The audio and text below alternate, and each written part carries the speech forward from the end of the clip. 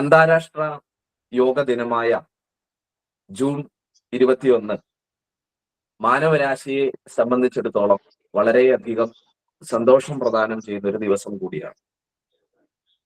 നമ്മളുടെ ഭാരത സംസ്കാരം അനുസരിച്ച്, ഭാരത സംസ്കാരം എന്നല്ല, ലോകത്തിന്റെ വിവിധ ഭാഗങ്ങളിലുള്ള സംസ്കാരങ്ങളിലെല്ലാം തന്നെ ചില പ്രത്യേക ദിവസങ്ങളെ നമ്മൾ ആചരിക്കാറുണ്ട്.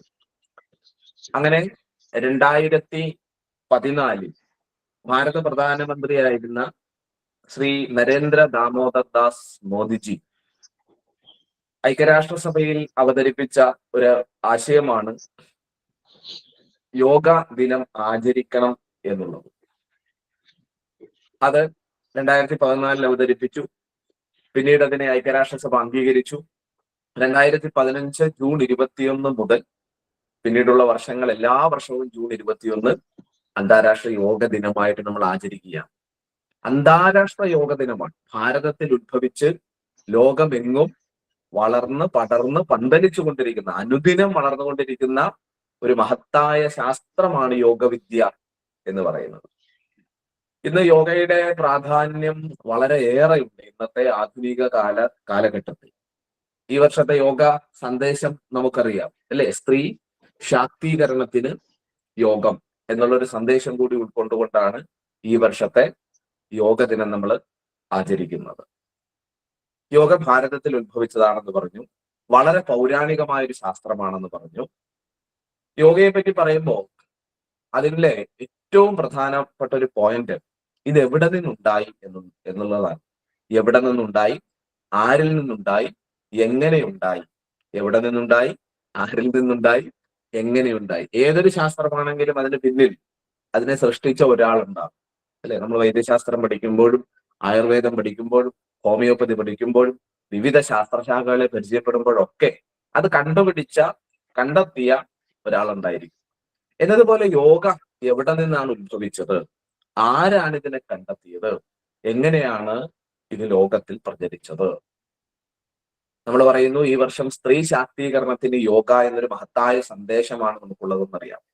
നമ്മളെല്ലാം ജീവിതത്തിൽ ഏറ്റവും അധികം പ്രാധാന്യമുള്ളത് നമ്മുടെ അമ്മയ്ക്കാണ്, അല്ലെ? നമ്മുടെ അമ്മയാണ് നമ്മളെ ഈ രീതിയിൽ വളർത്തി വലുതാക്കി കൊണ്ടുവന്നത്. ഭാരതത്തെ തന്നെ ഭാരത മാതാവ് എന്നാണ് നമ്മൾ പറയുക. ഭാരതാംബ എന്നുള്ളൊരു സങ്കല്പമാണ്. അതുകൊണ്ട് തന്നെ ആയിരിക്കണം ആ സ്ത്രീ ശാക്തീകരണം യോഗയിലൂടെ എന്ന സന്ദേശം ഈ വർഷം ഉയർത്തിക്കൊണ്ടുള്ള പ്രചരണങ്ങൾ യോഗയ്ക്കുണ്ടാകും. അപ്പൊ ഭാരതത്തിൽ ഉത്ഭവിച്ച് ലോകമെങ്ങും പടർന്നു പന്തലിച്ചുകൊണ്ടിരിക്കുന്ന ശാസ്ത്രമാണ് യോഗ എന്ന് നമ്മൾ പറഞ്ഞു. ഇതിന്റെ ഉത്ഭവത്തെ പറ്റി ഋഷികൾ പറയുന്നത്, ഇത് ഭഗവാൻ ശ്രീ പരമശിവനിൽ നിന്ന് ഉത്ഭവിച്ചു എന്നാണ് ഋഷികൾ പറയുക. ആദി യോഗി എന്നും അതേപോലെ ആദി ഗുരുവെന്നും നമ്മൾ വിശ്വസിക്കുന്ന ശ്രീ പരമേശ്വരനിൽ നിന്ന് ഉദ്ഭവിച്ച ശാസ്ത്രമാണ് യോഗവിദ്യ എന്ന് പറയുന്നത്. ഈശ്വരൻ തന്നെ സൃഷ്ടിച്ചൊരു വിദ്യയാണ്. എന്തിന്? സാധാരണ മനുഷ്യനെ അതിമാനുഷ്യനും യോഗിയും ഋഷിയും ദൈവിക തലത്തിലേക്കും ഈശ്വരീയ തലത്തിലേക്കും അവനെ ഉയർത്തിക്കൊണ്ടു പോകുക എന്നുള്ളൊരു ലക്ഷ്യമാണ് യോഗയ്ക്ക് ഉള്ളത്. അപ്പൊ ഭാരതത്തിൽ ഉത്ഭവിച്ച ശാസ്ത്രമാണ്. ആദിയോഗിയും ആദിഗുരുവുമായ ശ്രീ പരമേശ്വരനിൽ നിന്ന് ആരംഭിച്ച ശാസ്ത്രമാണ്. പലപ്പോഴും ശ്രീ പരമേശ്വരൻ എന്നൊക്കെ പറയുമ്പോൾ പലർക്കും സംശയം വരും, ഇതൊരു മതത്തിന്റെ ഭാഗമാണ്.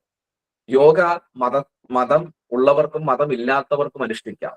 മതാതീതമായ ആധ്യാത്മികതയെ പറ്റി നമ്മളെ പഠിപ്പിക്കുന്ന ശാസ്ത്രമാണ് യോഗ എന്ന് പറയും.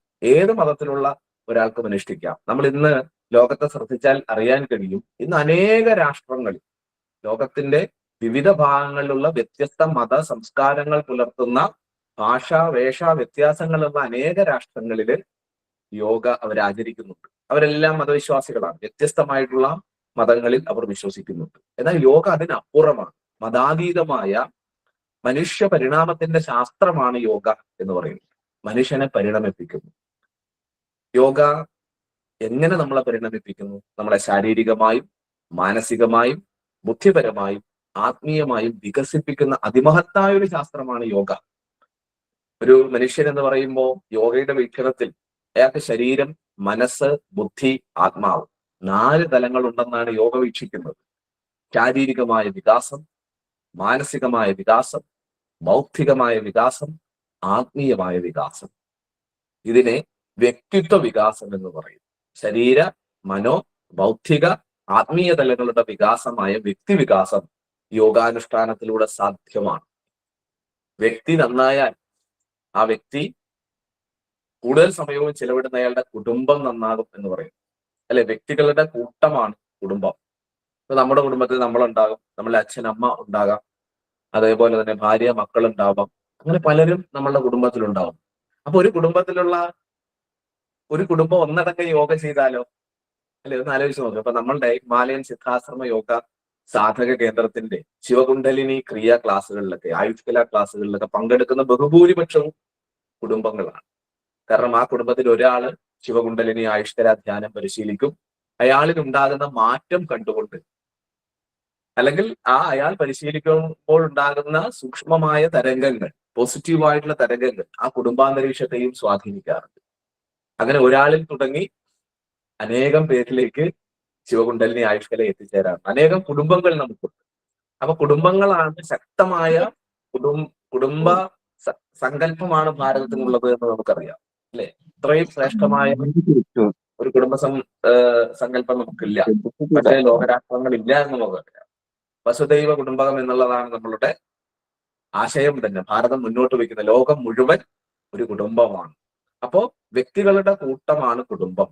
കുടുംബങ്ങൾ ചേരുമ്പോൾ സമൂഹം രൂപപ്പെടുന്നു. സമൂഹങ്ങളാണ് രാഷ്ട്രമായി മാറുന്നത്.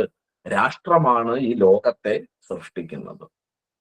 അങ്ങനെ സാമാജികമായ വികാസം, അപ്പൊ വ്യക്തിപരമായ വികാസവും സാമാജികമായ വികാസവും സാധ്യമാക്കുന്നൊരു വിദ്യയാണ് യോഗ. അതായത് വ്യക്തി നന്നാകുന്നതിലൂടെ കുടുംബവും സമൂഹവും രാഷ്ട്രവും ലോകവും സമാജവും നന്നാവും എന്ന് പറയും. അപ്പൊ വ്യക്തിത്വ വികാസവും സാമാജികമായ വികാസവും നൽകുന്ന അതിമഹത്തായ ഒരു ശാസ്ത്രമായി യോഗയെ പറയുന്നു.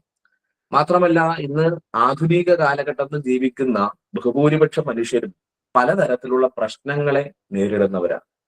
നമ്മൾ പ്രശ്നങ്ങൾ അനുഭവിക്കുന്ന മേഖലയും ഈ 4 മേഖലകളാണ്. ഒരു വ്യക്തി അവന്റെ ശാരീരികമായി ഉണ്ടാകുന്ന പ്രശ്നങ്ങൾ, ശാരീരികമായി ഉണ്ടാകുന്ന രോഗങ്ങൾ, പ്രത്യേകിച്ചും ഇന്നത്തെ ആധുനിക കാലഘട്ടത്തിൽ ഉണ്ടാകുന്ന പല രോഗങ്ങളും, അതിനെ നമ്മൾ ലൈഫ് സ്റ്റൈൽ ഡിസീസസ് എന്ന് വിളിക്കുന്നു. അല്ലെ, ജീവിത ശൈലി രോഗങ്ങൾ എന്നാണ് പറയുക. എന്താണ് ജീവിതശൈലി രോഗങ്ങൾ?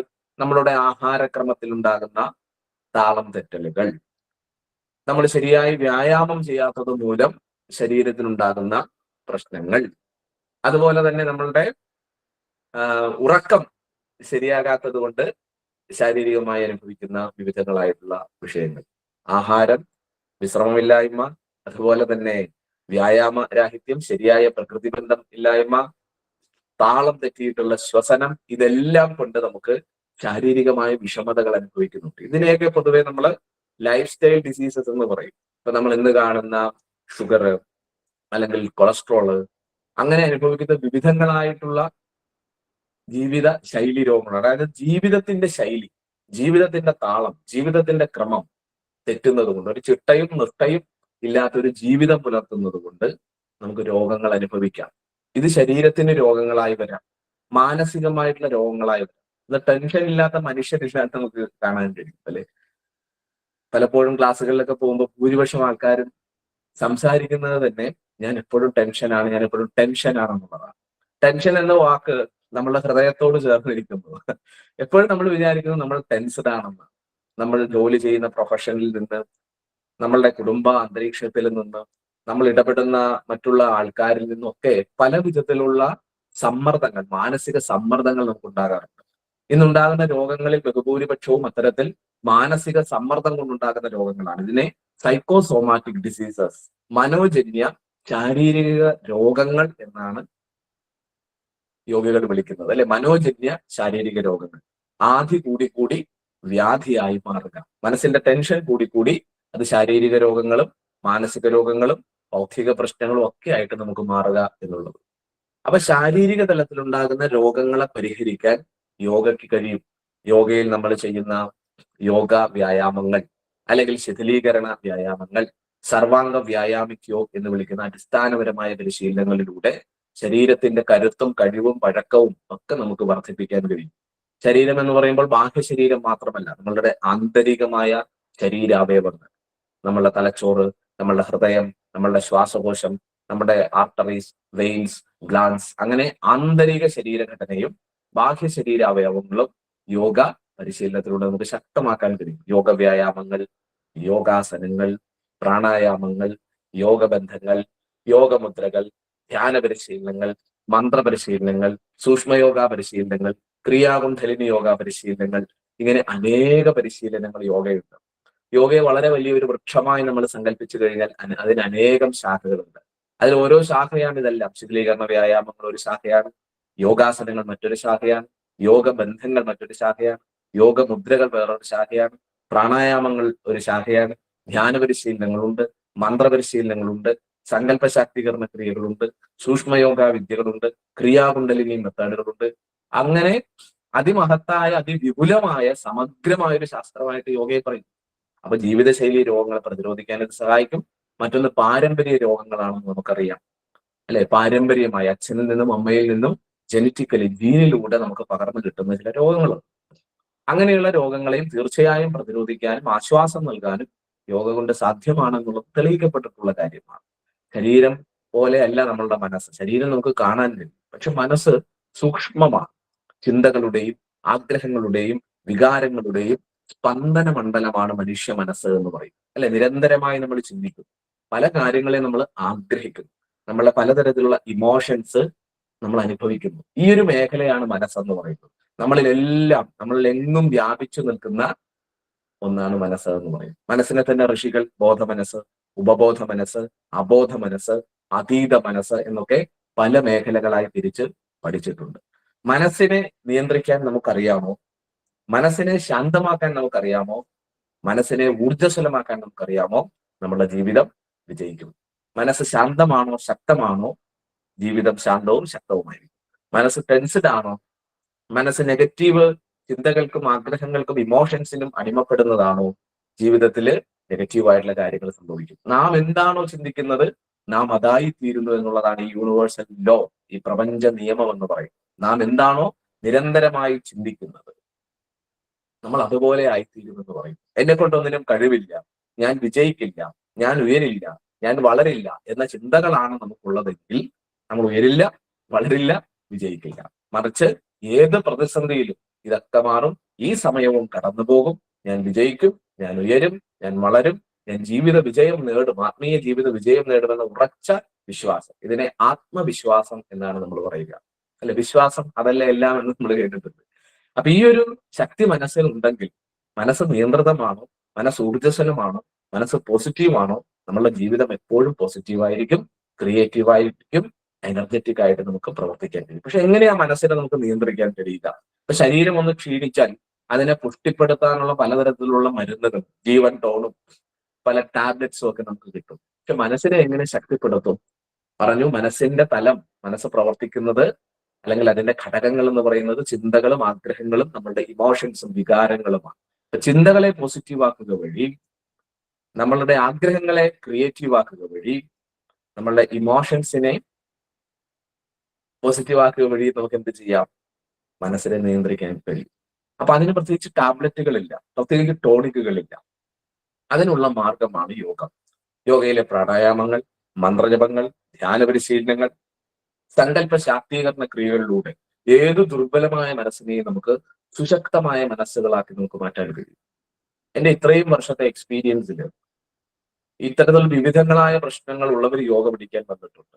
പക്ഷെ ഒരു സംശയവും വേണ്ട, യോഗയിൽ പറയുന്ന ഈ വിദ്യകളും, യോഗാസനങ്ങളും പ്രാണായാമങ്ങളും മന്ത്രജപങ്ങളും ധ്യാന പരിശീലനങ്ങളും ഒക്കെ കുറച്ച് ദിവസങ്ങൾ പ്രാക്ടീസ് ചെയ്താൽ തന്നെ മനോബലമില്ലാത്ത ഏതൊരാൾക്കും ശക്തമായ ഒരു മനസ്സിനെ സൃഷ്ടിച്ചെടുക്കുവാൻ കഴിയും.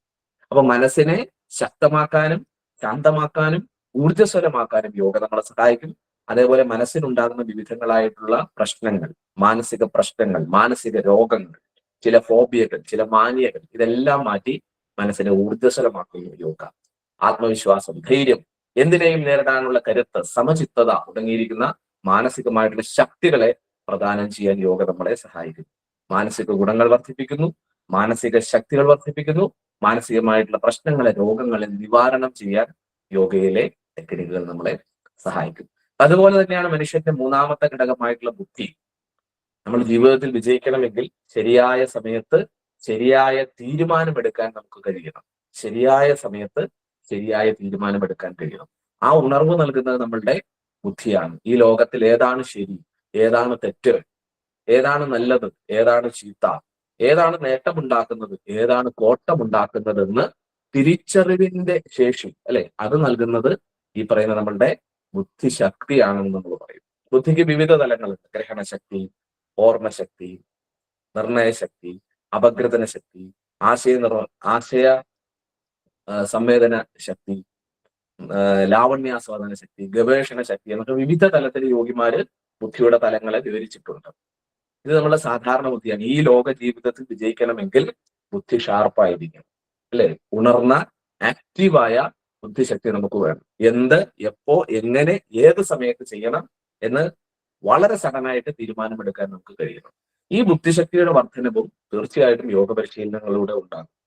നമുക്കറിയാം, നമ്മളുടെ തലച്ചോറ് അല്ലെങ്കിൽ കേന്ദ്ര നാഡീ വ്യവസ്ഥയാണ് സർവ്വതിനെയും സ്വാധീനിക്കുന്നത്. യോഗയിൽ ചെയ്യുന്ന യോഗാസനങ്ങളും പ്രാണായാമങ്ങളും മന്ത്രജപനങ്ങളും ധ്യാനങ്ങളും നമ്മളുടെ സെൻട്രൽ സിസ്റ്റത്തെ വളരെയധികം ഉത്തേജിപ്പിക്കുന്നുണ്ടെന്ന് സയന്റിഫിക്കലി പ്രൂവ്ഡ് ആണ്. നമ്മൾ തല എന്ന് പറയുമ്പോൾ നമുക്കറിയാം, വലിയൊരു തലയോടിനുള്ളിലാണ് ഈശ്വരൻ ഈ അവയവങ്ങളെല്ലാം അടുക്കി വെച്ചിരിക്കുന്നത് എന്നറിയാം. കാരണം അത്ര പ്രാധാന്യമുണ്ട്. നമ്മളുടെ കൈ എവിടെയെങ്കിലും തട്ടിപ്പൊട്ടിയാൽ നമുക്ക് വലിയ പ്രശ്നം വരില്ല.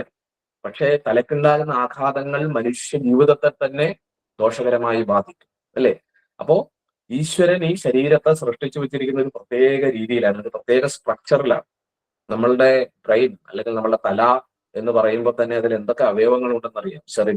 Cerebellum, thalamus, hypothalamus, pituitary gland, medulla oblongata പോലെയുള്ള അനേക അവയവങ്ങളെ അടുക്കി വെച്ചിരിക്കുന്നതാണ് നമ്മളുടെ ശിരസ്, അല്ലെ? ഇതാണ് നമ്മളെ തീരുമാനമെടുക്കാനുള്ള നമ്മുടെ മെയിൻ സിസ്റ്റം ഇതാണ്.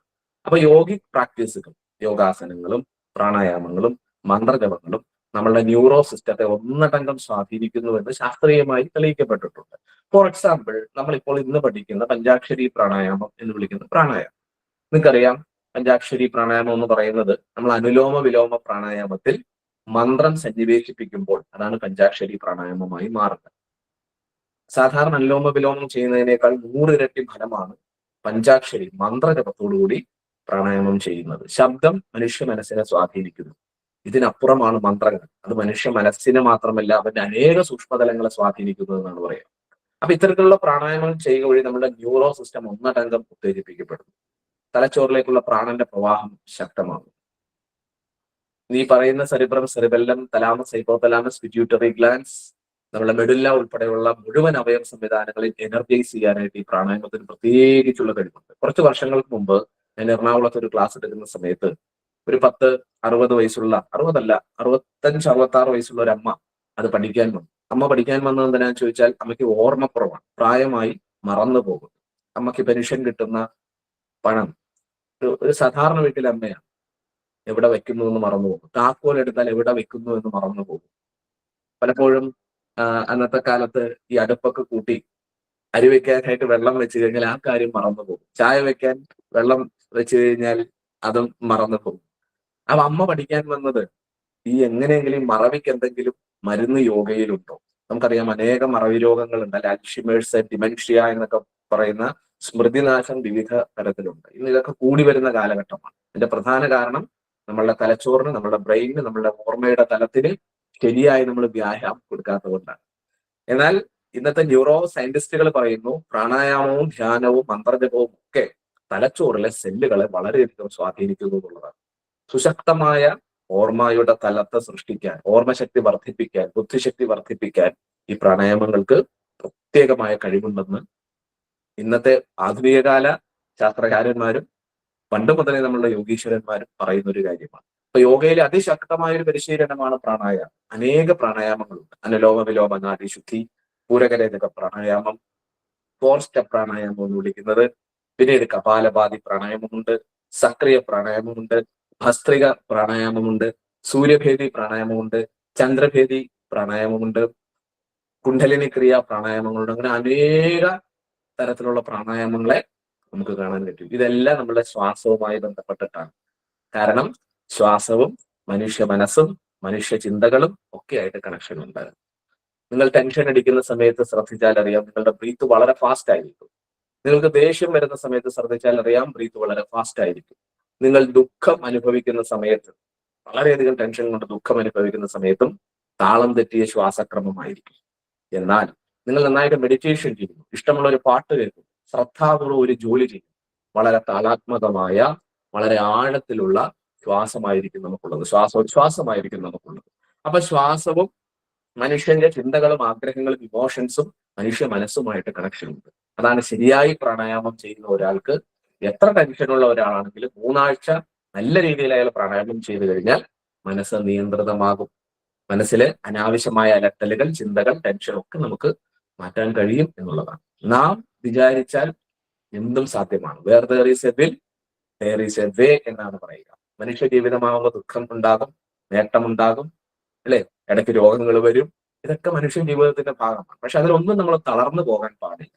പോരാടുന്നവന് മാത്രമേ ഈ ലോകത്ത് വിജയിക്കാൻ പറ്റൂ. നിങ്ങൾ മടിപിടിച്ചിരുന്നാൽ, അലസരായിരുന്നാൽ ഒരിക്കലും നമുക്ക് വിജയിക്കാൻ പറ്റില്ല. ഇത് പോരാട്ടത്തിന്റെ ലോകമാണ്. അല്ലെ? നമുക്ക് എല്ലാത്തിലും ഒരു ഊർജ്ജസ്വലമായൊരു മനസ്സും ശരീരവും ബുദ്ധിയും നമുക്ക് ഉള്ളിൽ വേണം. അത് സൃഷ്ടിക്കാനായിട്ട് യോഗ തീർച്ചയായിട്ടും നമ്മളെ സഹായിക്കും. ആത്യന്തികമായി നമ്മുടെ ഉള്ളിലെ ആത്മീയ തലം, ശരീരം, മനസ്സ്, ബുദ്ധി, ആത്മാവ്, നമ്മുടെ ആത്മീയ തലം, 6 എനർജി സെന്ററുകൾ മനുഷ്യന്റെ ഉള്ളിലുണ്ടെന്നാണ് പറയുക. മൂലാധാര, സ്വാധിഷ്ഠാനം, മണിപൂരക, അനാഹത, വിശുദ്ധി, ആജ്ഞ. ഈ പടി 6ഉം കടന്നു ചെല്ലുമ്പോഴാണ് 7ാമത് ശിവനെ കാണുന്നത്. ഈ 6 എനർജി സെന്ററുകൾ ഓപ്പൺ ആയാൽ നിങ്ങളുടെ ഉള്ളിലെ അസ്ട്രൽ ബോഡി അല്ലെങ്കിൽ കാരണ ശരീരത്തിന്റെ ഉള്ളിലെ സഹസ്രാര ചക്രം അല്ലെങ്കിൽ സഹസ്രാര പത്മം ഓപ്പൺ ആകുമെന്ന് പറയും. മാനവൻ മാധവനാണ്, നരൻ നാരായണനാണ്, മനുഷ്യൻ ശിവബോധത്തിലേക്ക് പോകുമെന്നാണ് പറയുക. അപ്പൊ ക്രിയാകുണ്ഠലിനി എന്ന് പറയുന്നത് തന്നെ അതാണ്, ശിവകുണ്ഠലിനി. മൂലാധാരത്തിലെ ശക്തിയെ 6 ചക്രങ്ങളിലൂടെ ഭേദിച്ചതിന് മുകളിലേക്ക് കൊണ്ടുവന്ന് സഹസ്രാരത്തിൽ ശിവബോധവുമായി ലയിപ്പിക്കുന്ന വിദ്യയാണ് ശിവകുണ്ഠലിനി യോഗം, ശിവരാജയോഗം, ശിവതന്ത്രയോഗം, ക്രിയായോഗം, വശിയോഗം, സ്വരയോഗം, ശരനൂൽ യോഗം എന്നൊക്കെ ഋഷികൾ വിളിക്കുന്ന മെത്തേഡുകൾ. മനുഷ്യബോധമാണ് മൂലാധാരം. ആ മനുഷ്യബോധം ഓരോ ചക്രങ്ങളിലൂടെ കടന്നത് അവസാനം അത് ശിവബോധമായി മാറുമെന്ന് യോഗ്യമാർ പറയും. അതിനുള്ള സയന്റിഫിക് ആയിട്ടുള്ള മെത്തേഡാണ് നമ്മളുടെ ഹിമാലയൻ സിദ്ധാശ്രമ കേന്ദ്രം പഠിപ്പിക്കുന്ന ശിവകുണ്ഠലിനി യോഗം, അതിന്റെ ആയുഷ്കല പോലെയുള്ള മെത്തേഡുകൾ. അപ്പോ ചുരുക്കി പറഞ്ഞാൽ നമ്മുടെ ശരീരത്തെയും മനസ്സിനെയും ബുദ്ധിയെയും ആത്മാവിനെയും, അതായത് നമ്മളുടെ വ്യക്തിത്വത്തെ പൂർണ്ണമായും വികസിപ്പിക്കാൻ, പൂർണ്ണ വ്യക്തിത്വ വികാസം നേടാൻ യോഗ നമ്മളെ സഹായിക്കുന്നു. ശാരീരിക രോഗങ്ങൾ, മാനസിക രോഗങ്ങൾ, ബൗദ്ധിക പ്രശ്നങ്ങൾ, നമ്മുടെ ഉള്ളിലെ ആത്മചൈതന്യത്തെ അറിയാത്തത് കൊണ്ട് നേരിടുന്ന വിവിധങ്ങളായ വിഷയങ്ങളെയൊക്കെ പരിഹരിക്കാൻ യോഗയിലെ പരിശീലനങ്ങൾ നമ്മളെ സഹായിക്കും. യോഗ വ്യായാമങ്ങൾ, ശിഥിലീകരണ വ്യായാമങ്ങൾ, സർവാംഗ വ്യായാമിക് യോഗ പോലെയുള്ള അടിസ്ഥാന യോഗ പരിശീലനങ്ങളിൽ തുടങ്ങി പിന്നീട് യോഗാസനങ്ങൾ, യോഗ ബന്ധങ്ങൾ, യോഗമുദ്രകൾ, പ്രാണായാമങ്ങൾ, ധ്യാന പരിശീലനങ്ങൾ, മന്ത്രജപ പരിശീലനങ്ങൾ, സങ്കല്പ ശാക്തീകരണ ക്രിയാ പ്രാക്ടീസുകൾ, സൂക്ഷ്മയോഗ പരിശീലനങ്ങളൊക്കെ നമ്മൾ ജീവിതത്തിന്റെ ഭാഗമായി ചെയ്താൽ തീർച്ചയായിട്ടും ജീവിത വിജയം ഉണ്ടാകും. ഒരു ദിവസം തുടക്കത്തിൽ ബ്രഹ്മമുഹൂർത്ത സമയം, അല്ലെ? നമ്മളിപ്പോ ക്ലാസ് എടുക്കുന്ന ജൂൺ 21 ഈ അന്താരാഷ്ട്ര യോഗ ദിനം ബ്രഹ്മമുഹൂർത്തമാണ്. 4 മണി മുതൽ പൊതുവെ 6 മണി വരെയുള്ള സമയമായിട്ട് നമുക്ക് ഭാരതത്തിന്റെ സമയം വെച്ചിട്ട് നമുക്ക് പറയാം. അപ്പൊ എപ്പോഴും നിങ്ങളുടെ ജീവിതം തുടങ്ങേണ്ടത് ബ്രഹ്മമുഹൂർത്തത്തിലാണ്. യോഗ ചെയ്യേണ്ട സമയം രാവിലെ ഒരു 3:30 മുതൽ 6 മണി വരെയുള്ള സമയമാണ്. സരസ്വതി യാമത്തിൽ, ബ്രഹ്മമുഹൂർത്തത്തിൽ നമ്മൾ എഴുന്നേൽക്കണം. ജീവിതത്തിന് ഒരു അടക്കും ചിട്ടയും നിഷ്ഠയും ഉണ്ടാകണം. കൃത്യമായ ദിനചര്യ നമുക്ക് വേണം. ഒരു മിനിറ്റിനെ നമ്മൾ എങ്ങനെ വിനിയോഗിക്കുന്നു എന്നതിനനുസരിച്ചാണ് മണിക്കൂറുകൾ രൂപപ്പെടുന്നത്. ഒരു മണിക്കൂറിനെ നമ്മൾ എത്രത്തോളം ക്രിയേറ്റീവ് ആക്കി എന്നതിന്റെ റിസൾട്ടാണ്. അത് നല്ലത് ചെയ്താൽ നല്ലത് കിട്ടും, ചീത്ത ചെയ്താൽ ചീത്ത കിട്ടും. അങ്ങനെ മിനിറ്റിനെ, മണിക്കൂറിനെ, ദിവസത്തെ ക്രിയേറ്റീവ് ആക്കുക, പോസിറ്റീവ് ആക്കുക. വരുന്ന ആഴ്ചകളും വരുന്ന മാസങ്ങളും വരുന്ന വർഷങ്ങളും ഒക്കെ പോസിറ്റീവ് ആകും, ക്രിയേറ്റീവ് ആകും. അപ്പൊ ടൈം മാനേജ്മെന്റ് വളരെ ഇമ്പോർട്ടന്റ് ആണ് നമ്മുടെ ജീവിതത്തിൽ. സമയം കളയരുത്. കടന്നു പോകുന്ന ഈ നിമിഷവും നമ്മളുടെ ആരോഗ്യവും ആയുസ്സും നമ്മളുടെ സാധ്യതകളും കുറയുകയാണ്. ഒരിക്കലും തിരിച്ചു കിട്ടാനാവാത്ത ഒന്നാണ് സമയം എന്ന് തിരിച്ചറിഞ്ഞ്, സമയത്തിന്റെ മൂല്യം, വില തിരിച്ചറിഞ്ഞ് ചിട്ടയോടെ, നിഷ്ഠയോടെ, ദിനചര്യയോടെ നമുക്ക് ജീവിക്കണം. ഓരോ ദിവസത്തെയും കൃത്യമായി പ്ലാൻ ചെയ്യുക. അത് രാവിലെ എഴുന്നേൽക്കുകയും നിങ്ങൾ പഠിച്ച ധ്യാന മെത്തേഡുകൾ ചെയ്ത് ശരീരത്തെ, മനസ്സിനെ, ഭൗതിക തലത്തെ, ആത്മീയ തലത്തെ ഊർജ്ജസ്വലമാക്കണം. ആ ഊർജ്ജസ്വലതയോടുകൂടി ആ ദിവസത്തെ ജീവിതം നയിക്കണം. ജീവിതത്തിലെ പ്രതിസന്ധികളും പ്രകോപനങ്ങളും പരീക്ഷണങ്ങളും നഷ്ടങ്ങളും ഒക്കെ ഇടയ്ക്ക് വരാം. അതിലൊന്നും തളർന്നു പോകാതെ സുശക്തമായ ഒരു മനസ്സ്, സമചിത്തത, ഭഗവത്ഗീത പറയുന്ന വാചകം, അല്ലെ? സമചിത്തത വേണം. മനസ്സിനെ സുഖത്തിലും ദുഃഖത്തിലും, നേട്ടത്തിലും കോട്ടത്തിലും, ലാഭത്തിലും നഷ്ടത്തിലും ഒക്കെ ഒരേ രീതിയിൽ പിടിച്ചു നിർത്താൻ, ശക്തമാക്കി നിർത്താൻ നമുക്ക് കഴിയും. അപ്പോ ഇന്നത്തെ യോഗ ഡേയില് ഈ ഒരു മഹത്തായ ഒരു സന്ദേശം ഉൾക്കൊണ്ട് അല്ലെ, നമ്മുടെ സ്ത്രീ ശാക്തീകരണം യോഗയിലൂടെ ആദ്യം പറഞ്ഞതുപോലെ ഭാരതത്തെ മാതാവായി നമ്മൾ കാണുന്നു. നമ്മുടെ ജീവിതത്തിൽ നമ്മൾ ഏറ്റവും അധികം നമ്മൾ സ്നേഹിക്കുന്നതും നമ്മളെ ആദ്യം കാണുന്നതും ഒക്കെ നമ്മളെ അമ്മയെ തന്നെയാണ് അല്ലെ. ഓരോ കുഞ്ഞും അവന്റെ അമ്മയുമായിട്ടാണ് ഏറ്റവും അധികം കണക്റ്റഡ് ആകുന്നത്. കാരണം അമ്മയുടെ ഗർഭപാത്രത്തിലാണ് നമ്മൾ കിടന്നത്. അമ്മ കഴിച്ച ആഹാരവും ജലവും ആണ് നമുക്ക് പോഷണമായി ലഭിച്ചത്. അമ്മ 10 മാസം ഉദരത്തിൽ നമ്മളെ കൊണ്ടു നടന്നിട്ടാണ് നമ്മൾ എന്ന വ്യക്തി ഈ ലോകത്ത് വന്നത്. അതാണ് ആദ്യത്തെ മാതാവാണ് കാണപ്പെട്ട, അമ്മയാണ് കാണപ്പെട്ട ദൈവം എന്ന് പറയും. മാതാ, പിത, ഗുരു, ദൈവം. അമ്മ അച്ഛനെ കാണിക്കുന്നു, അച്ഛനമ്മമാർ ചേർന്ന് ഗുരുവിനെ നമുക്ക് പരിചയപ്പെടുത്തുന്നു, ഗുരു നമ്മളെ ഈശ്വരനിലേക്ക് നയിക്കുന്നു എന്നാണ് പറയുന്നത്. മാതാ, പിത, ഗുരു, ദൈവം എന്ന് നമ്മൾ പറയും. അപ്പോ അമ്മയെ, അമ്മമാരെ, സ്ത്രീകളെ, സഹോദരങ്ങളെ ബഹുമാനിക്കുക, അവരെ അംഗീകരിക്കുക, അവരെ നമ്മുടെ ജീവിതത്തോട് ചേർത്ത് നിർത്തുക. നമ്മുടെ അമ്മ, അച്ഛൻ തുടങ്ങിയ വയോജനങ്ങളെ പൂർണ്ണമായും സ്നേഹിക്കുക, തുറന്ന് സ്നേഹിക്കുക. നമ്മളുടെ ഭാര്യ, നമ്മളുടെ മക്കൾ, നമ്മളുടെ പെൺകുട്ടികൾ, ഇവരെല്ലാം നമ്മൾ ബഹുമാനിക്കുക, നമ്മൾ ആരാധിക്കുക, അവരുടെ ക്ഷേമത്തിന് വേണ്ടി അല്ലെ. നമ്മുടെ യോഗ സന്ദേശം പോലെ തന്നെ സ്ത്രീ ആണ് ഒരു സമൂഹത്തിന്റെ നിലനിൽപ്പ്. സ്ത്രീകൾ ഉണ്ടെങ്കിലേ അടുത്ത തലമുറ സൃഷ്ടിക്കപ്പെടൂ. ഭാരതം തന്നെ ഭാരതാംബയാണ്, സുശക്തയായ ഭാരത മാതാവിന്റെ സന്താനങ്ങളാണ് എന്ന ബോധത്തോടു കൂടി യോഗാത്മകമായ ഒരു ജീവിതം നയിക്കണം. ചിട്ടയും നിഷ്ഠയും ദിനചര്യവും സന്തോഷവും നിറഞ്ഞ ജീവിതം ഉണ്ടാക്കാനായിട്ട് ഈ യോഗാ ദിനം നമുക്ക് പ്രേരണ നൽകട്ടെ എന്ന ഒരു കാര്യമാണ് യോഗാ ദിനത്തിൽ നിങ്ങളോടെല്ലാം പങ്കുവെക്കാനുള്ളത്. നമ്മൾ ഇന്ന് യോഗാ ദിനത്തിന്റെ ഭാഗമായിട്ടൊരു പ്രാക്ടിക്കൽ ക്ലാസ് നമ്മൾ ചെയ്യുകയാണ്.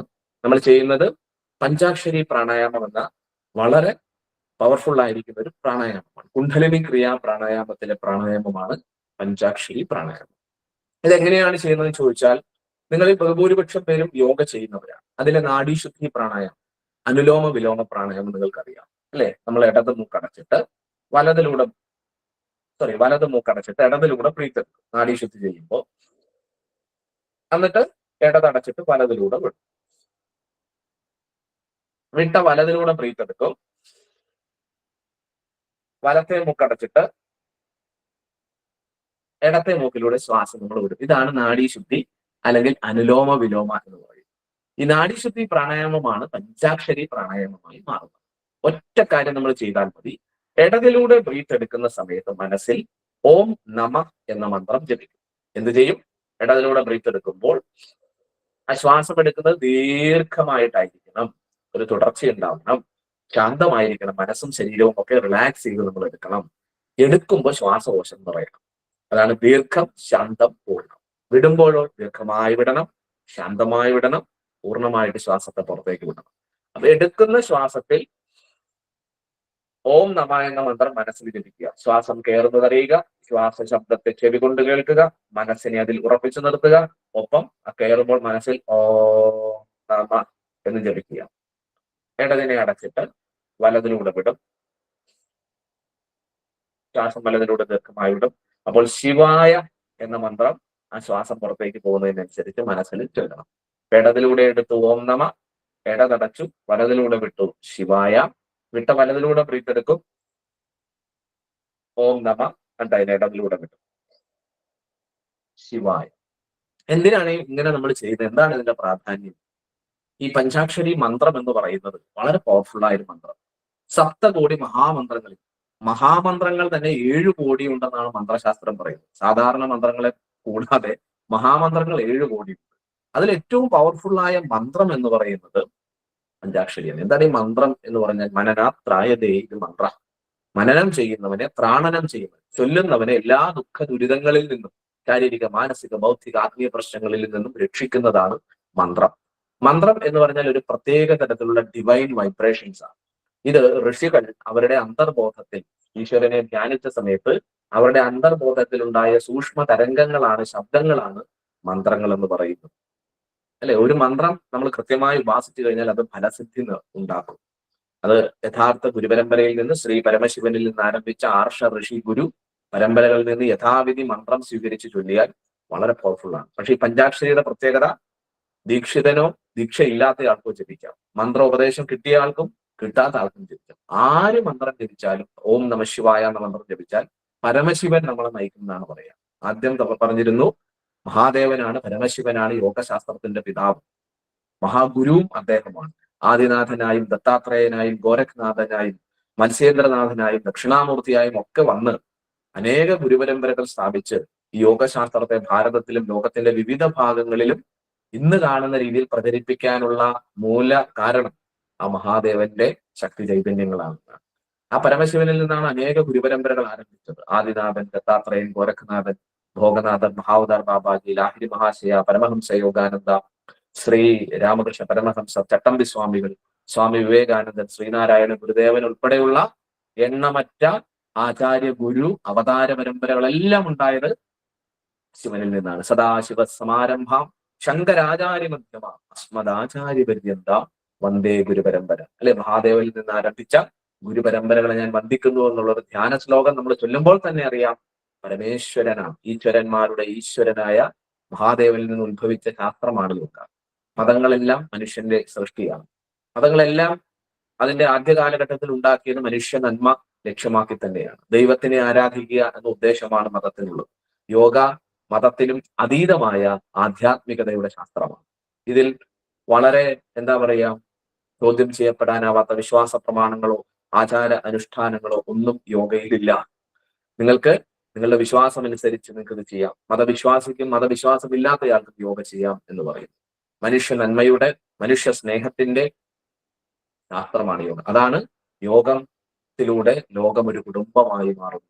അപ്പൊ ഇവിടെ നമ്മൾ ചെയ്യുന്ന ഈ പ്രാണായാമത്തിലെ മന്ത്രം ഓം നമ ശിവായ എന്നുള്ളതാണ്. പരമേശ്വരന്റെ മന്ത്രം, പരമഗുരുവിന്റെ മന്ത്രം, ഋഷികൾ ചൊല്ലുന്ന മന്ത്രം, ഋഷികളുടെ അനുഗ്രഹം ചൊരിയപ്പെടുന്ന മന്ത്രം, ചൊല്ലുന്നവനെ അതിമാനുഷ്യനും മഹായോഗിയും ഋഷിയും ദൈവിക തലത്തിലേക്കും ഈ പരമേശ്വര ബോധത്തിലേക്ക് നയിക്കുന്ന മന്ത്രമാണ്. ശുദ്ധ അശുദ്ധങ്ങൾ ബാധകമല്ലാതെ ഏതൊരാൾക്കും ചൊല്ലാവുന്ന മന്ത്രമാണ്. പ്രത്യേകിച്ച് മന്ത്ര ഗുരു ഉപദേശമില്ലാതെ ചൊല്ലുന്ന മന്ത്രമാണ്. നമ്മൾ ഏത് പ്രശ്നങ്ങൾക്ക് പരിഹാരമായിട്ട് ചൊല്ലാവുന്ന മന്ത്രം കൂടിയാണ്. നിങ്ങൾക്ക് എന്തെങ്കിലും പ്രശ്നങ്ങൾ ഉണ്ടെങ്കിൽ ഒരു വിളക്ക് കത്തിച്ചു വെച്ചിട്ട് ഒരു 15 മിനിറ്റ് ഡെയിലി ഓം നമ ശിവായ ജപിക്കും. ഓം നമ ശിവായ, ഓം നമ ശിവായ, ഓം നമ ശിവ. മഹാദേവൻ നിങ്ങളെ നയിക്കും. 10-41 ദിവസമൊക്കെ അടുപ്പിച്ച് ചെയ്ത് കഴിഞ്ഞാൽ ഏത് പ്രശ്നത്തിനും നമുക്ക് പരിഹാരം ഉണ്ടാവും. പരമശിവൻ അനേക വാതിലുകൾ നമ്മൾ തുറന്നിടുമെന്നാണ് അനുഭവസ്ഥരുടെ സാക്ഷ്യം. അത്ര പവർഫുൾ ആണ് ഈ മന്ത്രം.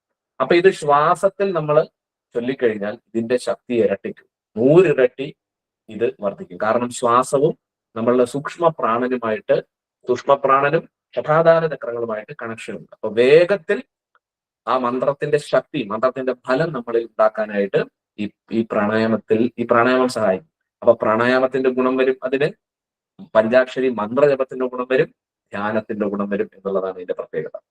അപ്പൊ നമ്മൾ ഇടതിലൂടെ ബ്രീത്ത് എടുക്കും, അതിൽ ഓം നമ എന്ന് ചൊല്ലും, ഇടതടച്ചിട്ട് വലതിലൂടെ വിടും, അതിൽ ശിവായ എന്ന് ജപിക്കും, വിട്ട വലതിലൂടെ ബ്രീത്ത് എടുക്കും, എടുക്കുമ്പോൾ മനസ്സിൽ ഓം നമ ചൊല്ലും, വലതടച്ചിട്ട് ഇടതിലൂടെ വിടും, ശിവായ. ഈ മന്ത്രം, നമ്മൾ ഈ മന്ത്രശാസ്ത്രം എന്ന് പറയുമ്പോൾ ലോകത്ത് അനേക മതവിശ്വാസങ്ങളുള്ളവരുണ്ട്. അപ്പൊ ഇത് ഏതെങ്കിലും മതത്തിന്റെ ഭാഗമാണോ എന്ന് ചോദിച്ചാൽ അല്ല. യോഗയുടെ ഈശ്വരനാണ് പരമശിവൻ. അദ്ദേഹം മതാതീതനാണ്. മന്ത്രം ആർക്കും ചൊല്ലാം, വിശ്വാസമുള്ള ഏതൊരാൾക്കും മന്ത്രം ചൊല്ലാം. അതിന് ജാതി മത വർഗ വർണ്ണ ലിംഗ രാഷ്ട്രഭേദമൊന്നുമില്ല. പാട്ട് നമുക്ക് എല്ലാവർക്കും ഇഷ്ടമാണ്, അല്ലെ? ആ പാട്ടിന് നമ്മൾ എന്തെങ്കിലും മതത്തിന്റെ അതിർവരമ്പുകൾ കൊടുക്കാറുണ്ട്? ഇല്ല, ഒരിക്കലും കൊടുക്കാറില്ല. എന്നതുപോലെ മന്ത്രം ജപിക്കുന്നതിനൊന്നും നിങ്ങൾ മതത്തിൻ്റെതായ അതിർവരമ്പുകൾ കൊടുക്കും. നിങ്ങളുടെ മതവിശ്വാസം എന്താണോ അത് പുലർത്തുക. വ്യത്യസ്ത മതവിശ്വാസങ്ങളുണ്ട്. പക്ഷെ യോഗ ചെയ്യുന്നതിനോ മന്ത്രം ചെയ്യുന്നതിനോ ധ്യാനം ചെയ്യുന്നതിനോ ഭാരത സംസ്കാരം ഒരിക്കലും പ്രകാരം അതൊന്നും എതിരല്ല. നമുക്ക് മന്ത്രം ജപിക്കാം, യോഗം ചെയ്യാം, തന്ത്രം ചെയ്യാമെന്നാണ് പറയുക. ഏത് വിശ്വാസം പിന്തുടരുമ്പോഴും. ഓക്കെ, അപ്പൊ നമുക്ക് ഈ പഞ്ചാക്ഷരി പ്രാണായാമം നമുക്കൊന്ന് പ്രാക്ടീസ് ചെയ്ത് നോക്കാം. നമുക്കൊരു 10 റൗണ്ട് നമുക്കൊന്ന് ചെയ്ത് നോക്കാം. അപ്പൊ 10 റൗണ്ട് എന്ന് പറഞ്ഞാൽ ഇടതിലൂടെ ബ്രീത്ത് എടുക്കും, അപ്പൊ മനസ്സിൽ ഓം നമ, വലതിലൂടെ വിടും, അപ്പോൾ ശിവായ, വിട്ട വലതിലൂടെ എടുക്കും, ഓം നമ, ഇടതിലൂടെ വിടും, ശിവായ. ഓക്കെ, അപ്പൊ നമുക്കൊന്ന് സ്റ്റാർട്ട് ചെയ്യാം. ബ്രീത്ത് ഇടതിലൂടെ എടുക്കുന്നു, മനസ്സിൽ ഓം നമ, വലതിലൂടെ വിടുന്നു,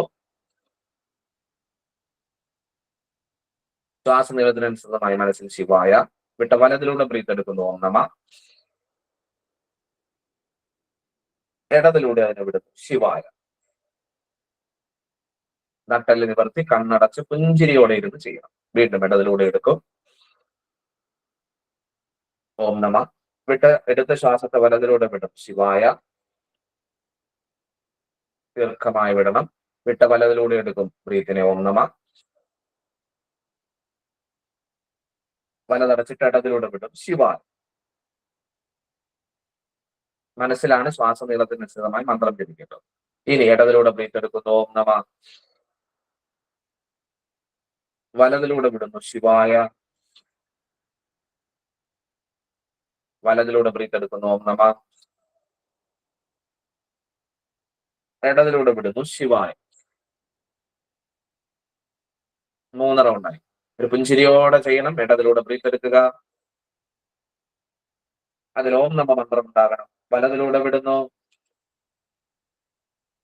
മനസ്സിൽ ശിവായ. വലതിലൂടെ ബ്രീത്ത് ദീർഘമായി എടുക്കുക. അതിൽ ഓം നമ ഉണ്ടാകണം. ഇടതിലൂടെ വിടുക. അതിൽ ശിവായ. പുഞ്ചിരിയോടെ നട്ടലിന് നിവർത്തി ചെയ്യണം. 4 റൗണ്ടായി. 5ാമത്തെ റൗണ്ട് ഇടതിലൂടെ എടുക്കും. മനസ്സിൽ ഓം നമ മന്ത്രം ചൊല്ലും. അതിനെ വലതിലൂടെ വിടും. മനസ്സിൽ ശിവായ ചൊല്ലും. വിട്ട വലതിലൂടെ എടുക്കും. ഓം നമ. വലതടച്ചിട്ട് അതിനെ ഇടതിലൂടെ വിടും. മനസ്സിൽ ശിവായ.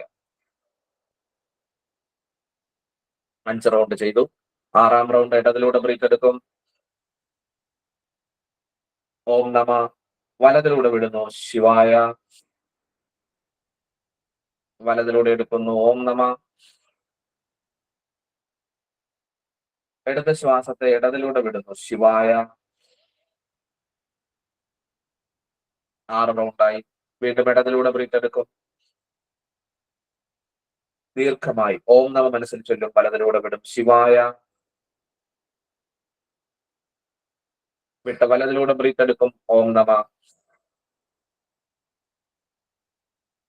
വലതടച്ചിട്ട് ഇടതിലൂടെ വിടും. ശിവായ. 7 റൗണ്ടായി. ഇടതിലൂടെ ബ്രീത്ത് എടുക്കുന്നു. ഓം നമ. ഇടതടച്ചിട്ട് വലതിലൂടെ വിടുന്നു. ശിവായ. ദീർഘമായി. വിട്ട വലതിലൂടെ ബ്രീത്ത് എടുക്കും. ഓം നമ. വലതടച്ചിട്ട് ഇടതിലൂടെ ബ്രീത്ത് വിടും. ശിവായ. 8 റൗണ്ടായി. ഇടതിലൂടെ ബ്രീത്ത് എടുക്കുക. ഓം നമ. ഇടതടച്ചിട്ട് വലതിലൂടെ വിടുക. ശിവായ. വിട്ട വലതിലൂടെ ബ്രീത്ത് എടുക്കുക. ഓം നമ. വലതടച്ചിട്ട് ഇടതിലൂടെ വിടുക. ശിവായ. 9ാം റൗണ്ട് ഇടതിലൂടെ ബ്രീത്ത് എടുക്കും. ഓം നമ മനസ്സിൽ. വലതിലൂടെ വിടുന്നു. ശിവായ മനസ്സിൽ. വിട്ട വലതിലൂടെ ബ്രീത്ത് ദീർഘമായി എടുക്കും. ഓം നമ. വലതടച്ചിട്ട് ഇടതിലൂടെ വിടും. ശിവായ. ലാസ്റ്റ് റൗണ്ട് ഇടതിലൂടെ ബ്രീത്ത് എടുക്കുക. ഓം നമ. ഇടതടച്ച് വലതിലൂടെ വിടുക. ശിവായ. വിട്ട വലതിലൂടെ ബ്രീത്ത് എടുക്കുക. ഓം നമ. അതിന് ഇടതിലൂടെ വിടുക. ശിവായ. 10 റൗണ്ട് നമ്മൾ പ്രാക്ടീസ് ചെയ്ത് കഴിഞ്ഞു. അത് കഴിഞ്ഞാൽ നമ്മളൊരു 2, 3, 5 മിനിറ്റ് ശാന്തമായിരിക്കണം. അപ്പൊ നമ്മുടെ കൈകൾ പഞ്ചഭൂത മുദ്രയിൽ വെക്കണം. 10 കൈവിരൽ തുമ്പുകൾ നമ്മളുടെ 10 കൈവിരൽ തുമ്പുകളും ടച്ച് ചെയ്യണം. വിരലുകൾ തമ്മിൽ ഒരു സ്പേസ് ഉണ്ടാവണം, ഒരു ഗ്യാപ്പ് ഉണ്ടാവണം. ഓക്കെ, എന്നിട്ട് മടിയിൽ വെക്കുക. നട്ടെല്ല് നിവർത്തിയിരിക്കണം. ഏത് പ്രാണായാമം കഴിഞ്ഞാലും ഏത് യോഗ പരിശീലനം കഴിഞ്ഞാലും 1 മിനിറ്റ് 2 മിനിറ്റ് 3 മിനിറ്റ് നമ്മൾ ശാന്തമായിരിക്കണം. അതിനെ ജാഗ്രതാ ധ്യാനം എന്നോ അവയർനെസ് മെഡിറ്റേഷൻ എന്നോ ആനന്ദ ധ്യാനം എന്നോ ഒക്കെ അതിനെ പറയും. പുഞ്ചിരിയോടെ നമ്മൾ ഇരിക്കണം. ഇപ്പൊ നമ്മൾ 10 തവണ പഞ്ചാക്ഷരി പ്രാണായാമം ചെയ്തു. അടുത്തത് എന്താണ് ചെയ്യുക? വിശ്രമ നിലയാണ്. അതായത് ജാഗ്രതാ ധ്യാനം ചെയ്തിരിക്കുന്നത്. ജാഗ്രതാ ധ്യാനത്തിൽ ആദ്യം കണ്ണടച്ചിരിക്കുക. എന്നിട്ടൊരു പുഞ്ചിരി മുഖത്ത് വരാം. പുഞ്ചിരിച്ചുകൊണ്ട് പ്രാണായാമം ചെയ്യണം. അതിനുശേഷവും പുഞ്ചിരി, ശാന്തമായിരിക്കുമ്പോഴും മുഖത്തൊരു പുഞ്ചിരി ഉണ്ടാവും. എന്നിട്ട് നമ്മൾ ആദ്യം നമ്മുടെ നട്ടെല്ലിനെ ഒന്ന് ശ്രദ്ധിക്കണം. പ്രാണായാമം ചെയ്തതിന് ശേഷം എന്താണ് എനിക്ക് നട്ടെല്ലിൽ ഫീൽ ചെയ്യുന്നത്? ആഴത്തിൽ നിങ്ങളുടെ ഉള്ളിലേക്ക് പുഞ്ചിരിയോടെ മനസ്സിനെ നട്ടെല്ലിലേക്ക് നിങ്ങൾ കൊടുക്കണം. ചക്രങ്ങളെ പറ്റി അറിവുള്ളവരാണെങ്കിൽ മൂലാധാര ചക്രം, അതിനെ ശ്രദ്ധിക്കണം. അതായത് നമ്മളുടെ നട്ടെല്ലിന്റെ കീഴറ്റം. സ്വാധിഷ്ഠാന ചക്രം, നമ്മളുടെ ജെനിറ്റൽ ഏരിയയുടെ ആ ഭാഗം ശ്രദ്ധിക്കുക. ഒരു 3-5 സെക്കൻഡ്. ദെൻ മണിപൂരക ചക്രം, നാഭി ചക്രം, നമ്മളുടെ പൊക്കിളിന്റെ വയറിന്റെ ഭാഗം മനസ്സുകൊണ്ടൊന്ന് ശ്രദ്ധിക്കുക പുഞ്ചിരിയോട്. അനാഹത ചക്രം, ഹൃദയമധ്യേ, നെഞ്ചിനു മധ്യേ, ഒന്ന് പുഞ്ചിരിയോടെ ശ്രദ്ധിക്കുക. വിശുദ്ധി ചക്രം, നമ്മളുടെ തൊണ്ടക്കുഴിയുടെ ഭാഗം മനസ്സുകൊണ്ടൊന്ന് പുഞ്ചിരിയോടെ ശ്രദ്ധിക്കുക. ആജ്ഞാചക്രം, പുരികക്കൊടികൾക്ക് മധ്യേ ഉള്ള ഭാഗത്ത് ശ്രദ്ധിക്കുക. ചക്രങ്ങളെ പറ്റി അറിവുള്ളവരാണെങ്കിൽ ആ സ്ഥാനങ്ങൾ ശ്രദ്ധിക്കാം. ഇല്ലെങ്കിൽ പുഞ്ചിരിയോടെ നട്ടെല്ലിനെ ഒരു 15-20 സെക്കൻഡ് അവെയർ ചെയ്യുക. എന്താണ് നട്ടെല്ലിൽ ഫീൽ ചെയ്യുന്നത്? ശേഷം രണ്ടാമതായി ശിരസിനെ ശ്രദ്ധിക്കണം. നമ്മളെ പൊട്ടു തൊടുന്ന ഭാഗം, പുരികക്കൊടികൾക്ക് മധ്യേ പൊട്ടു തൊടുന്ന ഭാഗത്തെ ഒരു 5 സെക്കൻഡ് 10 സെക്കൻഡ് വരെ ശ്രദ്ധിക്കാം പുഞ്ചിരിയോടെ. തലയുടെ പിൻഭാഗം, മെഡുല്ലയുടെ ഭാഗം 5-10 സെക്കൻഡ് പുഞ്ചിരിയോടെ ശ്രദ്ധിക്കുക. തലയുടെ മുകൾ ഭാഗം, നമ്മളെ ഉച്ചി, ടോപ്പ് ഓഫ് യുവർ ഹേർട്ട്, പുഞ്ചിരിയോടെ ശ്രദ്ധിക്കുക. അതായത് നമ്മൾ ശ്രദ്ധിക്കുക എന്ന് പറഞ്ഞാൽ മനസ്സിനെ അവിടെ കൊടുക്കുകയാണ്. അപ്പൊ അവിടെ ചില വൈബ്രേഷൻ, സെൻസേഷൻ, ചില എനർജി പ്രവാഹങ്ങൾ ഫീൽ ചെയ്യാൻ തുടങ്ങും. നമ്മളുടെ പ്രാണായാമം ചെയ്തു കഴിയുമ്പോൾ ഷഡാധാര ചക്രങ്ങൾ, മൂലാധാരം, സ്വാധിഷ്ഠാനം, മണിപൂരകം, അനാഹതം, വിശുദ്ധി, ആജ്ഞ, ആസ്ട്രൽ ബോഡിയിലെ 6 എനർജി സെന്ററുകളിൽ കൂടി പ്രാണൻ സഞ്ചരിക്കും. സാധാരണഗതിയിൽ താഴേക്ക് അധോമുഖിയായി ഒഴുകുന്ന പ്രാണൻ സുഷുമ്നയിലൂടെ, സരസ്വതി നാഡിയിലൂടെ ഊർദ്ധമുഖിയാകും. അപ്പൊ നമ്മുടെ ഉള്ളിൽ ചക്രങ്ങളിൽ സ്പന്ദനം ഉണ്ടാകും. അത് നട്ടെല്ലിൽ നമുക്ക് ഫീൽ ചെയ്യും, ശിരസിൽ ഫീൽ ചെയ്യും. ഈ സ്പന്ദനം അറിയുകയാണ് നമ്മൾ നട്ടെല്ലിനെ, ശിരസിനെ പുഞ്ചിരിയോടെ ശ്രദ്ധിക്കുന്നതിന്റെ ഉദ്ദേശം. ശേഷം മൂന്നാമതായി ബ്രീത്തിനെ ശ്രദ്ധിക്കും. എങ്ങനെയാണ് ഈ പ്രാണായാമം ചെയ്തതിന് ശേഷം ശ്വാസം നടക്കുന്നത്? മൂക്കിനും മേൽചുണ്ടിനും ഇടയിൽ, അല്ല എവിടെയാണ് ശ്വാസം കയറുന്നത് ഇറങ്ങുന്നത്? മൂക്കിലൂടെ. ആ മൂക്കിന്റെ തുമ്പ് അല്ലെങ്കിൽ മേൽചുണ്ടിനും നാസ്വാദ്വാരങ്ങൾക്കും ഇടയിലുള്ള ആ ഏരിയയെ നമ്മൾ ശ്രദ്ധിക്കുക. ഒരു പുഞ്ചിരിയോടെ ബ്രീത്തിനെ ശ്രദ്ധിക്കുക. നമ്മൾ ബലപൂർവം ശ്വാസം എടുക്കുകയോ വിടുകയോ ഒന്നും വേണ്ട. സ്വാഭാവികമായി ബ്രീത്ത് കയറുമ്പോൾ അത് അറിയുക. പുഞ്ചിരിയോടെ ബ്രീത്ത് എപ്പോഴാണ് പുറത്തേക്ക് പോകുന്നതിന് പുഞ്ചിരിയോടെ അറിഞ്ഞിരിക്കുക. ഒരു 2-3 മിനിറ്റ് ബ്രീത്തിനെ നമുക്ക് ഒബ്സർവ് ചെയ്യാം. ഇത് നന്നായിട്ട് ഇങ്ങനെ ഒരു 10 കൊണ്ട് ചെയ്ത് ഈ ഒരു നട്ടെല്ലിനെ, ശിരസിനെ, ബ്രീത്തിനെ ശ്രദ്ധിച്ചിരുന്നാൽ തന്നെ നിങ്ങളുടെ ഉള്ളിൽ ഒരു ശാന്തത, ഒരു സന്തോഷം, ഒരു ഊർജം നിറയും. പ്രാണായാമത്തിന്റെ ശക്തി നിറയും. പ്രാണായാമത്തിൽ മന്ത്രത്തെ, അതിശക്തമായ പഞ്ചാക്ഷരി മന്ത്രത്തിൽ ഏൽപ്പിച്ചതിന്റെ മന്ത്രശക്തി നിറയും. ജാഗ്രതാ ധ്യാനം, നട്ടെല്ല്, ശിരസ്, ബ്രീത്തിനെ ശ്രദ്ധിക്കുമ്പോൾ ധ്യാനശക്തിയും നമ്മുടെ ഉള്ളിൽ വികസിക്കും. അത് ശരീര, മനോബൗദ്ധിക, ആത്മീയ തലങ്ങളിൽ ഊർജം നിറയ്ക്കും, ശക്തി നിറയ്ക്കും, ചൈതന്യം നിറയ്ക്കും എന്ന് യോഗിമാര് പറയും. അങ്ങനെ പഞ്ചാക്ഷരി പ്രാണായാമം കഴിഞ്ഞാൽ നമുക്ക് ചെയ്യാവുന്ന മറ്റൊരു ടെക്നിക്കാണ് ഓം ധ്യാനം. അതായത് ഓം നമുക്ക് കേൾക്കാവുന്ന ശബ്ദത്തിൽ നീട്ടി നമ്മൾ ജപിക്കുന്നു. ഒരു 5, 7, 10 തവണ ചെയ്യുന്നത് നല്ലതാണ്. ഓംകാരം ഒരു പ്രത്യേക വൈബ്രേഷനാണ്. ഈ നിരന്തരമായ ഓംകാര ജപം നമ്മളുടെ മനസ്സിനെ ശാന്താവസ്ഥയിലേക്ക്, കാം ആൻഡ് ക്വയറ്റ് ആയ ഒരു മൈൻഡിനെ ക്രിയേറ്റ് ചെയ്യും. ശാന്തമായൊരു മനസ്സ് വരും. എപ്പോ നമുക്ക് ടെൻഷൻ ഉണ്ടായാലും ഒരു 10 ഓം നന്നായിട്ട് ജപിച്ചാൽ തന്നെ ആ ടെൻഷൻ കുറയും, മനസ്സ് കൺട്രോൾഡ് ആവും. മനസ്സിൽ ചിന്തകൾ അധികരിക്കുമ്പോഴാണ് നെഗറ്റീവ് ചിന്തകൾ, ദേഷ്യ ചിന്തകൾ, അല്ലെ, ടെൻഷന് കാരണമാകുന്ന ചില ചിന്തകളുണ്ട്. അത് അധികരിക്കുമ്പോഴാണ് മനസ്സ് ടെൻസ്ഡ് ആകുന്നത്. അപ്പൊ ആ ചിന്തകളെ സ്റ്റോപ്പ് ചെയ്യാൻ എന്ത് വേണം? ശബ്ദം, മന്ത്രം വേണമെന്നാണ് യോഗിമാർ പറയുന്നത്. പ്രാണായാമം ഉപയോഗിച്ചും മന്ത്രം ഉപയോഗിച്ചും നമുക്ക് അതിനെ സ്റ്റോപ്പ് ചെയ്യാൻ കഴിയും. അപ്പൊ ചിന്തകൾ അധികരിക്കുമ്പോൾ, ടെൻഷൻ കൂടുമ്പോൾ, ദേഷ്യം കൂടുമ്പോൾ ഈ പ്രാണായാമം ഒന്ന് ചെയ്ത് ഈ ഒരു ഓംകാരം നന്നായി ജപിച്ചാൽ തന്നെ മനസ്സ് പെട്ടെന്ന് റിലാക്സ് ആണെന്ന് നിങ്ങൾക്ക് അറിയാൻ പറ്റും. ഇനി ഇങ്ങനെ ഇഷ്യൂസ് ഉണ്ടാകുമ്പോൾ ശ്രദ്ധിച്ചേക്ക് നോക്കുക. അപ്പൊ നമുക്ക് എങ്ങനെ ഓംകാരം ചെയ്യാം? ഈ പഞ്ചഭൂത മുദ്രയിൽ കൈകൾ 10 കൈവിരത്തുമ്പോൾ ടച്ച് ചെയ്ത് തന്നെ ഇരിക്കുക. നമ്മളൊരു 5 ഓംകാരമാണ് ചെയ്യുന്നത്. ഒരു ബ്രീത്ത് ദീർഘമായി മൂക്കിലൂടെ എടുക്കണം. ആ എടുത്ത ബ്രീത്തിനെ ഓംകാരമായി പുറത്തേക്ക്. ഓംകാരം ചൊല്ലുമ്പോൾ താഴെ നിന്ന് തുടങ്ങണം. ശബ്ദം ലോയിൽ നിന്ന് ഹൈയിലേക്ക് കൊണ്ടുപോകണം. ഓ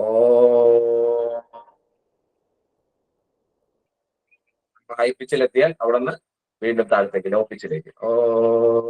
അതായത് ഒരു മണി അടിക്കുന്ന പോലെ ടെങ്, അങ്ങനെ പോകും. ഓക്കെ, ഇപ്പൊ നമുക്കൊന്ന് ചെയ്ത് നോക്കാം. കണ്ണടച്ചിരിക്കുക, പുഞ്ചിരിയോടെ ഇരിക്കുക, കൈകൾ പഞ്ചഭൂത മുദ്രയിൽ വെക്കുക, ദീർഘമായ ഒരു ബ്രീത്ത് എടുക്കുക, നീട്ടി ഓംകാരം ചൊല്ലുക. ഓ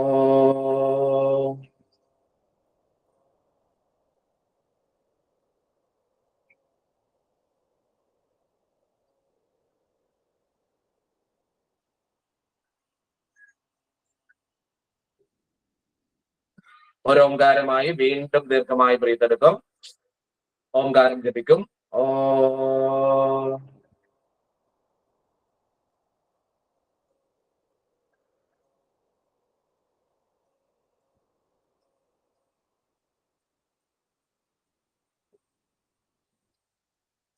വീണ്ടും ദീർഘമായി ബ്രീത്ത് എടുക്കും. ഓംകാരം നീട്ടി ജപിക്കും. ഓ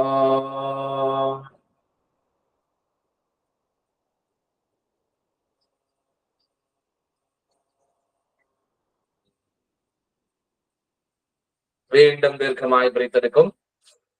ഓംകാരം നീട്ടി ജപിക്കും. ഓ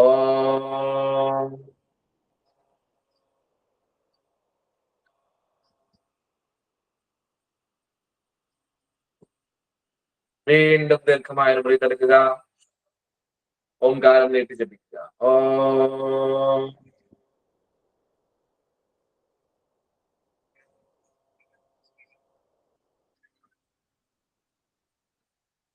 അങ്ങനെ ഒരു 5, 7, 10 തവണ വരെ ചെയ്യുക. ചെയ്തു കഴിഞ്ഞാൽ ശാന്തമായിരിക്കണം. ഉടൻ തന്നെ കണ്ണ് തുറക്കരുത്, ശാന്തമായിരിക്കുക. നമ്മൾ നേരത്തെ പറഞ്ഞ ജാഗ്രതാധ്യത. നട്ടലിനെ 10-15 സെക്കൻഡ് 20 സെക്കൻഡ് ശ്രദ്ധിക്കുക. ശിരസിനെ 15-20 സെക്കൻഡ് ശ്രദ്ധിക്കുക. ശേഷം ബ്രീത്തിന്, ഓംകാരജപത്തിന് ശേഷമുള്ള ബ്രീത്തിനെ ശ്രദ്ധിക്കുക. എന്താണ് എനിക്ക് ഓംകാരജപത്തിന് ശേഷം നട്ടലിൽ ഫീൽ ചെയ്തത്? പുഞ്ചിരിയോടെ ഇരിക്കണം. കാരണം നമ്മൾ പുഞ്ചിരിക്കുമ്പോഴാണ് നമ്മുടെ ഉള്ളിൽ ഹാപ്പിനെസ് ഹോർമോണുകൾ രൂപപ്പെടും, അല്ലേ? പുഞ്ചിരി നല്ലൊരു ഔഷധമാണ്. ചിരി നല്ലൊരു മരുന്നാണ് ടെൻഷൻ മാറ്റാൻ. ഒരു പുഞ്ചിരിയോടെ നമ്മൾ ഇരുന്ന് നട്ടലിനെ ശ്രദ്ധിക്കും. പിന്നെ ശിരസിനെ, പൊട്ടുതൊടുന്ന ഭാഗം, മിഡില്ല, ടോപ്പ്, അവിടെ ഉണ്ടാകുന്ന ഒരു വൈബ്രേഷൻ സെൻസേഷൻ അവെയർ ചെയ്യും. ശ്രദ്ധ സാവധാനം ശ്വാസത്തിലേക്ക് കൊടുക്കും. ശ്വാസതാളത്തെ അറിയുക. ശ്വാസം കയറുമ്പോൾ അതിനെ അറിയുക, ശ്വാസം പോകുമ്പോൾ നമ്മൾ അറിയുക. ഒരു ബലവും കൊടുക്കേണ്ട, പ്രകൃതിയാൽ നടക്കുന്ന, ക്രമാനുഗതമായി നടക്കുന്ന, ശാന്തമായി നടക്കുന്ന, നാച്ചുറൽ ആയിട്ടുള്ള ബ്രീത്തിങ്ങിനെ അറിയലാണ്. നമ്മൾ നിരന്തരം ശ്വാസമുണ്ട്, പക്ഷെ നമ്മൾ അറിയുന്നില്ല. ഇത് ബോധപൂർവം മനസ്സിനെ കൊടുത്തുകൊണ്ട് പുഞ്ചിരിയോടെ ശ്വാസത്തെ അറിയലാണ്. അത് മനസ്സിനെ ശാന്താവസ്ഥയിലേക്ക് നയിക്കും. ശ്വാസം കയറുമ്പോൾ അത് അറിയുക. ചിലപ്പോൾ നിന്ന് പോകും, അത് അറിയുക. ചിലപ്പോൾ പുറത്തേക്ക് പോയിട്ട് നിന്ന് പോകും, അതിനെ അറിയുക. നിശ്ചലാവസ്ഥ ഉണ്ടാകും. കേവല കുംഭകാവസ്ഥ എന്ന് പറയും. അതാണ് ധാരണ, ധ്യാനം, സമാധിയിലേക്ക് നമ്മൾ നയിക്കുന്നതെന്ന് യോഗിമാർ പറയും. കേവല കുംഭകം. അത് ശ്വാസത്തെ നിരീക്ഷിച്ചാൽ അറിയാൻ കഴിയും. അങ്ങനെ ശ്വാസത്തെ നിരീക്ഷിച്ച് പുഞ്ചിരിയോടെ ഇരിക്കുക. അപ്പൊ ഇതൊരു മഹത്തായ ഒരു ടെക്നിക്കാണ്. പഞ്ചാക്ഷരി പ്രാണായാമം ഒരു 10 റൗണ്ട് ചെയ്യുക. ശേഷം ഓംകാരം ഒരു 5, 7, 10 റൗണ്ട് കൂടി ചെയ്താൽ നല്ല ഒരു യോഗ പ്രാക്ടീസ് ആവും. അപ്പൊ ഈ അന്താരാഷ്ട്ര യോഗ ദിനത്തിൽ ഈ ഒരു കാര്യം കൂടിയാണ് നിങ്ങൾക്ക് തരുന്നത്. അതുകൂടാതെ തന്നെ ഹിമാലയൻ സിദ്ധാശ്രമ യോഗ സാധന കേന്ദ്രം ഇന്ന് സൗജന്യമായി പഠിപ്പിക്കുന്ന അതിമഹത്തായ ഒരു ശാസ്ത്രമുണ്ട്, ഒരു യോഗിക്രിയയുണ്ട്. ശിവകുണ്ഡലിനി യോഗം എന്നാണ് അത് അറിയപ്പെടുക. ആയുഷ്കല എന്നാണ് ആ മെത്തേഡിന്റെ ആദ്യഘട്ടം അറിയപ്പെടുന്നത്. സൗജന്യമായി നമുക്ക് പഠിക്കാം. നമ്മൾ ഈ ആദ്യം ഇന്ന് പറഞ്ഞ ശരീര, മനോ, ബൗദ്ധിക, ആത്മീയ തലങ്ങളെ വ്യക്തിത്വ വികാസത്തിന്, രോഗപ്രതിരോധ ശക്തിക്ക്, ശരീരശക്തി വർധനവിന്, മനഃശക്തി വർധനവിന്, ബൗദ്ധിക ശേഷി വികസിപ്പിക്കുന്നത്, നമ്മുടെ ഉള്ളിലെ ഘടാധാര ചക്രങ്ങളെ, കുണ്ടലിനെ ഉണർത്തുന്നതിന് വളരെയധികം സഹായിക്കുന്ന പൗരാണികമായ ഹിമാലയൻ സിദ്ധാശ്രമ പരമ്പരയുടെ അതിശക്തമായൊരു ധ്യാനക്രിയയാണ് ശിവകുണ്ടലിനി ആയുഷ്കല. നിങ്ങൾ എല്ലാവരെയും, പഠിക്കാത്തവരുണ്ടെങ്കിൽ എല്ലാവരെയും അതിലേക്ക് സ്വാഗതം ചെയ്യുന്നു. എന്നെ കോണ്ടാക്ട് ചെയ്ത് കഴിഞ്ഞാൽ തീർച്ചയായിട്ടും നിങ്ങൾക്കത് പഠിക്കാൻ സാധിക്കും. അപ്പോ ഈ യോഗ ദിനം ഒരു പുതിയ ചുവടുവയ്പായി മാറട്ടെ. യോഗ ചെയ്യുന്നവരത് തുടരുക, കൂടുതൽ ആഴത്തിൽ ചെയ്യുക, ചിട്ടയോടെയും നിഷ്ഠയോടെയും ചെയ്യുക. ഓരോ നിമിഷവും ശാന്തിയോടെ, സന്തോഷത്തോടെ, ആരോഗ്യത്തോടെ, ഈശ്വരാനുഗ്രഹത്തോടെ ജീവിക്കാൻ എല്ലാവർക്കും കഴിയട്ടെ. മഹാദേവനും ഗുരുപരമ്പരകളും അനുഗ്രഹിക്കട്ടെ. എല്ലാവർക്കും യോഗ ദിനാശംസകൾ. ക്ലാസ്സിൽ പങ്കെടുത്ത എല്ലാവർക്കും നന്മകൾ ഉണ്ടാവട്ടെ എന്ന് പ്രാർത്ഥിക്കുന്നു.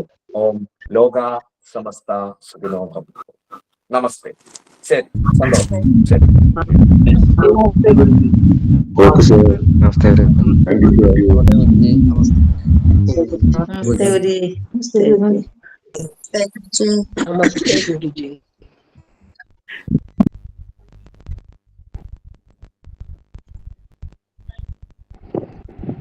नमस्ते गुरुजी।